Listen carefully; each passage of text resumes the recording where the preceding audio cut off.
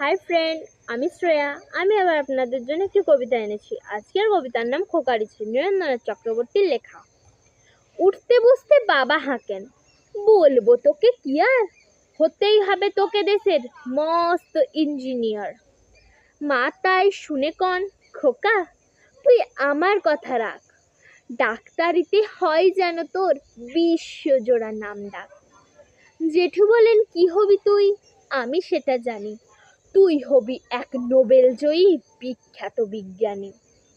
একই সঙ্গে সবাই বলেন অন্য কিছু নয়, এবার তোকে হতেই হবে স্কুলে ফার্স্ট বয়। আমার ইচ্ছে ঘুড়ি ওলাই, রাট্টু ঘোড়ায় আর ক্রিকেট খেলি, সাঁতরে করি মস্ত দিঘি পার। কিন্তু এসব করতে এলে সবাই আসেন তেরে, সবাই বলেন মন দে পড়াই, এক্ষুনি সব ছেড়ে।